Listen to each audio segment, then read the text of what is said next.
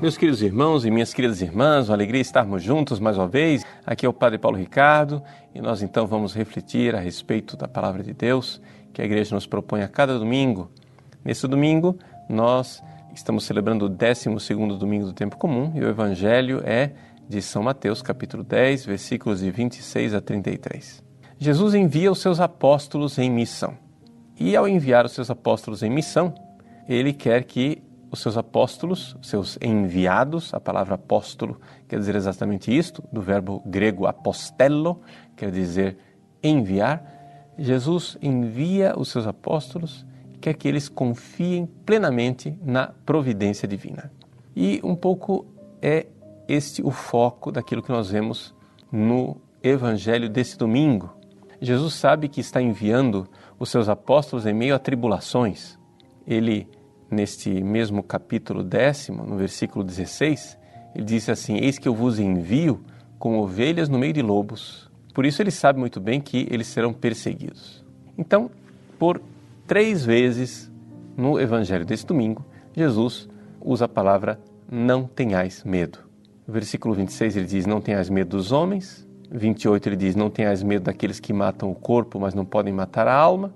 E o versículo 31 ele diz: não tenhais medo, vós valeis mais do que muitos pardais. E qual é a razão, né, que nós podemos ter de não ter medo? Afinal das contas, seria natural que uma ovelha no meio de lobos tivesse medo, né? A razão é a providência. Jesus usa aqui um argumento que é muito comum nas próprias Escrituras, estava presente desde o Antigo Testamento, lá no livro de Jó, mas também aqui no Evangelho de São Mateus se apresenta este argumento, chamado argumento a fortiori. O que quer dizer isso? Não é? Deus nos convida a enxergar que se Deus tem um plano maravilhoso para as criaturas visíveis, materiais, corruptíveis, não é? Se nós olhamos para a ordem do universo e já vemos que esta ordem assombrosa é maravilhosa, bom, com muito mais razão, né? A fortiori, com muito mais razão, nós devemos compreender que Ele tem um plano para nós. Ou seja, Jesus diz nesse Evangelho que 2 pardais, né, se vendem por algumas moedas, né? Ou seja, 2 tostões você compra 2 pardais. Então, nós valemos mais do que muitos pardais. Se Deus, quando cai um pardal no chão, o pardal só cai se tiver o consentimento do Pai que está no céu. Imagine nós que somos feitos à imagem e semelhança de Deus, ainda mais nós que somos batizados, temos o Espírito Santo, a Trindade que habita em nós, quanto mais nós que estamos em estados de graça, somos amados por Deus, não é? Quanto mais Ele não cuidará de nós. Então nós vemos aqui a realidade da providência divina. Agora, para que as pessoas tenham fé na providência divina, é necessário, porém, que a gente faça um esclarecimento, porque a palavra providência, não é? Ela é usada de 2 maneiras. O próprio Santo Tomás de Aquino, na Suma Teológica, na primeira parte, questão 22, artigo 1, nos recorda isso. Ele recorda que a palavra providência, né, é usada de 2 maneiras diferentes. Então, existe a palavra providência no sentido estrito e a palavra providência usada, digamos assim, de forma metafórica, não é? O que é a providência no sentido estrito? A providência quer dizer o seguinte: Deus vê, vidência quer dizer isso, ver, não é? As suas criaturas, e Ele tem um plano que é favorável, porque Deus é sumamente bom. Então Ele cuida favoravelmente de cada uma de suas criaturas. São Tomás de Aquino se pergunta se Deus cuida de cada uma das suas criaturas né? Se ele tem providência e se essa providência é imediata sobre cada criatura. A resposta, no sentido de plano de Deus, sim. Deus tem um plano imediato, esse plano é favorável, esse plano é bondoso, né? Deus, como um pai amoroso, ele cuida de cada pequena criatura. Como diz o Evangelho, né, deste domingo, Deus cuida até dos pardais que caem. No primeiro sermão de Jesus no Evangelho de Mateus, ele já tinha usado esse argumento, né, das pequenas criaturas que são cuidadas por Deus. Por exemplo, ele fala no versículo 25, né, ele fala que nós não devemos nos preocupar, capítulo 6, versículo 25, nós não devemos nos preocupar com a comida e bebida. Ele diz assim, versículo 26, olhem os pássaros do céu, né? Então, não se preocupem com isso. Depois ele vai acrescentar, olhem os lírios do campo, né? Então, tudo isso é o mesmo argumento que Jesus antes usou no Sermão da Montanha para o povo em geral e agora está usando para os seus apóstolos, para os seus enviados, missionários. Vejam, Deus cuida das mínimas coisas, mas Ele cuida destas mínimas coisas no seu plano providencial. Na hora de colocar este plano em execução, aqui é que está o detalhe e é importante que você compreenda isso. Na hora de colocar esse plano em execução, ele não necessariamente coloca esse plano em execução diretamente. Ou seja, Deus ama diretamente e tem um plano amoroso para cada pequena criatura nos seus mínimos detalhes. Ou seja, a providência divina, ela cuida dos mínimos detalhes. Porém, na hora de governar, na hora de pôr o plano em execução, esse plano que Deus sonhou diretamente, pessoalmente, na hora de executar esse plano, Deus não executa esse plano necessariamente de forma direta, mas Ele usa as criaturas superiores para que elas cuidem das criaturas inferiores. Por exemplo, quando você cuida, não é, do seu animalzinho aí em casa, do seu cachorrinho, do seu gatinho, não é, você está sendo instrumento da providência divina para aquele cachorro, para aquele gato.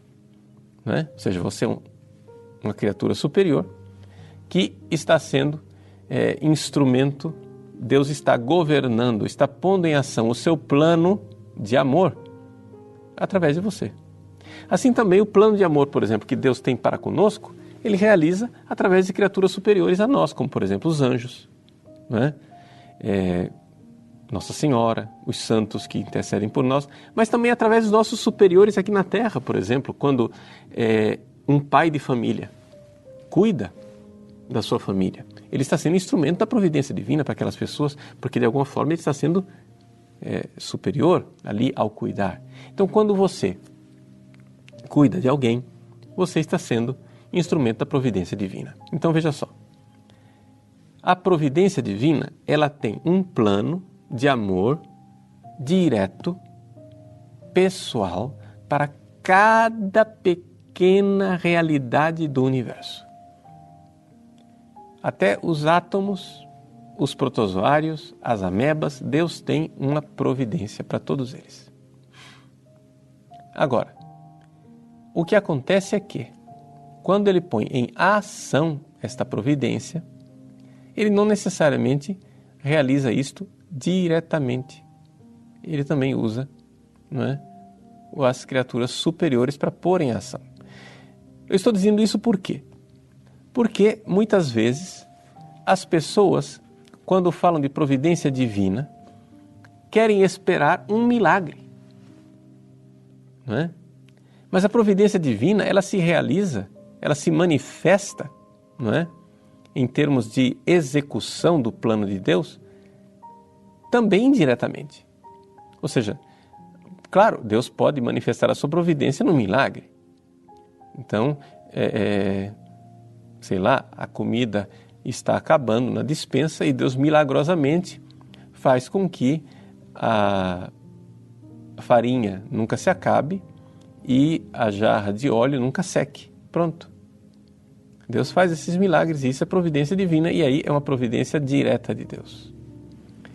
No entanto, pode acontecer que a providência divina aconteça de forma indireta, né? Na sua execução, quando Deus manda bater na porta da sua casa uma pessoa com uma doação de comida. Pronto. Então, veja, enquanto plano divino, o plano divino é direto, ele pensa em você diretamente. Ele tem um plano de amor que pensa em você diretamente, mas na hora da execução, essa execução não é necessariamente direta. Sendo assim, nós devemos estar abertos para esta realidade da manifestação do amor de Deus em várias coisas na nossa vida. E nós devemos estar abertos para nos entregar à sua divina providência. Bom, na prática, como é que então eu posso me abandonar à providência divina?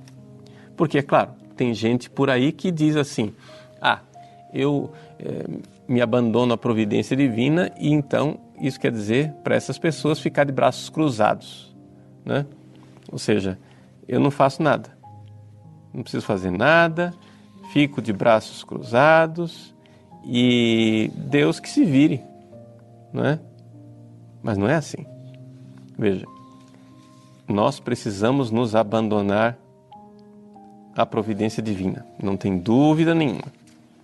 Essa realidade do abandono à sua divina providência é algo bom e importante. Porém, o que acontece é o seguinte: nós devemos também realizar os nossos deveres de Estado, nossos deveres do dia a dia.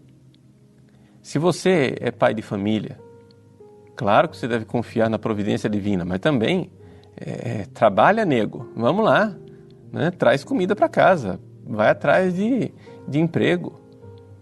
Claro que você pode e deve esperar a providência divina que te arranje um bom emprego, mas se você não distribui currículo, se você não faz a sua parte, né? Deus pode tranquilamente realizar um milagre, que uma pessoa bata na porta da sua casa e pergunte se você quer um emprego, né? Mas geralmente não é essa a forma de Deus agir, né? Deus age, por exemplo, Deus é providência divina quando Ele faz com que um empresário contrate um funcionário. É a providência divina acontecendo, de fato. Então, nós precisamos cumprir os nossos deveres. Para que a gente cumpra os nossos deveres, é bom que você saiba uma coisa. Existe uma parte da vontade de Deus que já foi, digamos assim, revelada, já foi manifestada. É aquilo que a gente chama de vontade, Santo Tomás chama de vontade significada, vontade de sinal, ou seja, a vontade que já foi manifestada por Deus. Por exemplo, quando Deus manifesta os seus mandamentos, né? Ele vai e manda algumas coisas que nós devemos fazer, proíbe outras que nós devemos evitar, aconselha outras que Ele não obriga, mas seria bom que nós fôssemos generosos e fizéssemos. Deus manifesta também a sua vontade, por exemplo, quando Ele opera um milagre diretamente, não é? Ele já está ali mostrando sua vontade. Mas Deus manifesta a sua vontade também quando Ele permite. Quando Ele permite um acidente, permite uma doença, permite algumas coisas. Todas essas são vontades divinas que se manifestaram na nossa vida. Quando a vontade de Deus se manifesta, ou seja, ela já foi significada, já está aí bem clara, porque aconteceu, né? Você, por exemplo, tem uma pessoa doente, você não sabe se ela vai morrer. Mas uma vez que a pessoa morre, a vontade de Deus já está manifestada. Você chega e diz assim, mas padre, quer dizer que Deus matou a pessoa? Não, Deus não age, não manifesta a sua vontade somente através da operação, de fazer as coisas. Mas ele manifesta a sua vontade também através da permissão. Ele permitiu, né? Permitiu que aquela morte acontecesse. É evidente que ele permitiu. Então, quando a gente vê a vontade de Deus acontecendo na nossa vida, por essas permissões estranhas de Deus, que Deus permite que o inimigo nos persiga, que nós sejamos caluniados, todas essas coisas que estão aqui no próprio capítulo 10 do Evangelho de Mateus, né? Ou seja, que descreve essa situação da ovelha enviada no meio dos lobos, vocês serão levados aos tribunais, o irmão vai entregar à morte o próprio irmão, né? Toda essa confusão e essa realidade em que Jesus nos convida, dizendo que não veio trazer a paz, ele veio trazer a espada. Pois bem, quando Deus vai e manifesta a sua vontade nessas coisas, o que é que nós devemos fazer? Bom, a nossa confiança na providência divina nos manda, na prática, ter duas atitudes. Primeiro, cumpra o seu dever. Não é? Cumpra o seu dever. E uma vez que você cumpriu o seu dever, se entregue à vontade divina. Ou seja, na linguagem teológica, nós dizemos assim, que você deve cumprir a vontade significada, ou seja, a vontade que já foi manifestada por Deus. Ou seja, qual é a vontade manifestada? Cumpra os 10 mandamentos. A vontade manifestada por Deus é que, por exemplo, eu, padre, cumpra a minha missão. Eu devo celebrar minha missa todos os dias, celebrar a liturgia das horas, cuidar da minha saúde, devo atender os fiéis necessitados, devo visitar hospitais, UTIs, sentar no confessionário, celebrar missa, etc. Tudo isso é a vontade de sinal, vontade já significada por Deus. Não é? Agora, acontece que tem coisas de Deus que ainda não foram significadas, que ainda não foram reveladas, não foram mostradas. Por exemplo, o que é que eu sei do meu amanhã? Como é que eu sei, sei lá, agora, por exemplo, eu estou meio gripado, uma gripe alérgica aí que me pegou, e como é que eu sei que vai terminar essa gripe, ela vai até quando, que desconfortos que eu irei passar, que necessidades, etc. Bom, eu não sei o meu futuro. Então eu me abandono à vontade de beneplácito. Ou seja, a vontade de sinal já foi manifesta, a vontade significada já foi manifesta. Ou seja, eu já estou gripado, a gripe já está aí. Deus permitiu uma gripe. Não estou dizendo que foi Deus que me gripou, mas Ele permitiu e a vontade dele então está manifesta. Né? Ou seja, já existe um sinal. Agora, o que é que será o meu futuro? Né? Como é que eu irei ficar? Como é que vai ser a minha saúde? Por quanto tempo eu irei viver? Terei condições de realizar o meu ministério ou não? E assim por diante. Ou seja, as várias interrogações que a gente tem na nossa vida. Bom, aí a gente deve se entregar à vontade de beneplácito, ou seja, é aquilo que propriamente é a vontade de Deus misteriosa que ainda não se manifestou na história, ainda não foi conhecida. Então, para ser bem concreto no nosso dia a dia, vejam, nós devemos confiar na providência divina. Só que a nossa confiança na providência divina, o nosso abandono nas mãos da divina providência, tem duas etapas. Primeiro, fazer a vontade de Deus que já foi significada. E a segunda etapa, me abandono à vontade de beneplácito, ou seja, a vontade que ainda não foi manifestada. Né?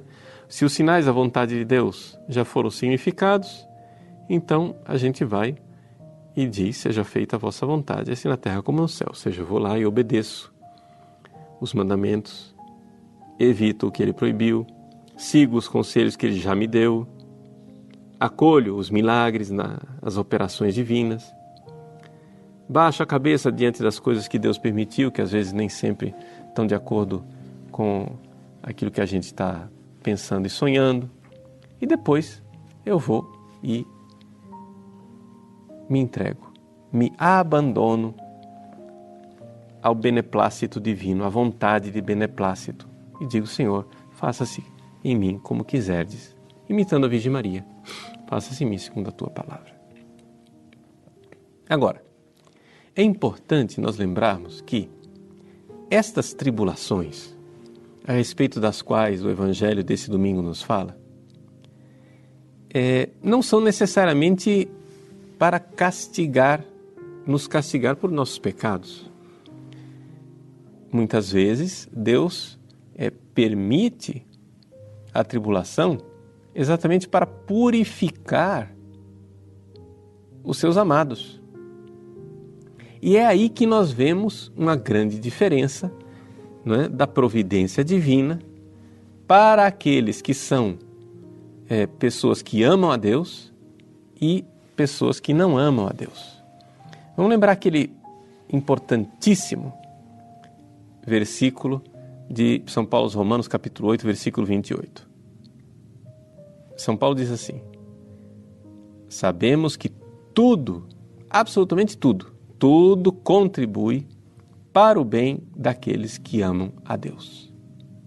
Então, se você ama a Deus, saiba, a tribulação, a perseguição, espera lá, entenda bem, eu estou supondo que você ama a Deus, que você é amigo de Deus, está em estado de graça.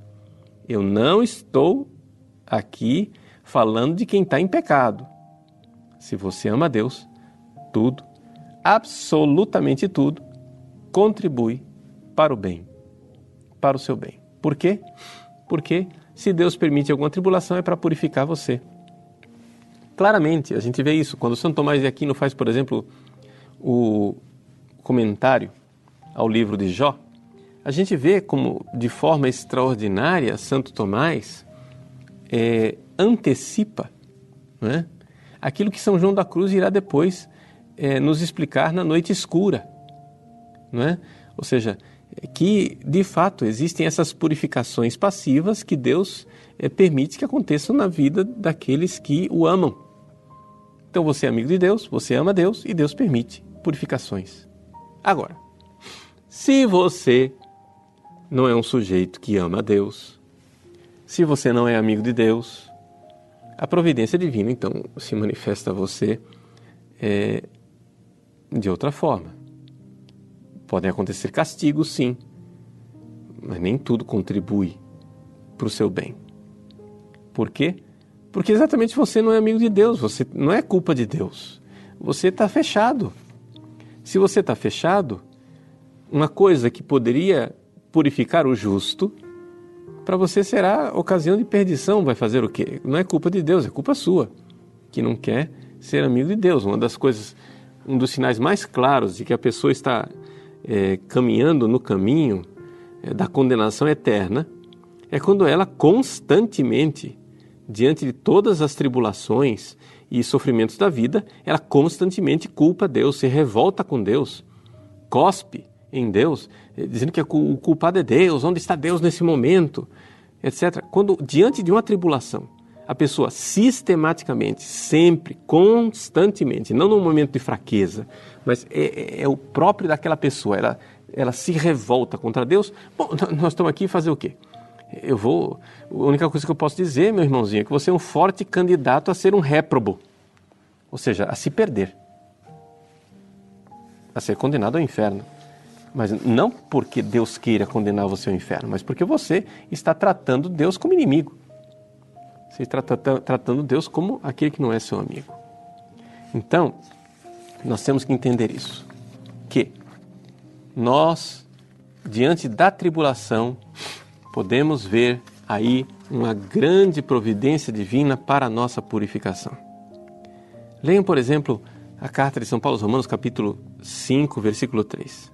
Ele diz assim: nós nos gloriamos também nas tribulações, sabendo que a tribulação produz a constância a virtude provada a esperança, e a esperança nunca engana, porque o amor de Deus foi derramado em nossos corações por meio do Espírito Santo que Ele nos deu.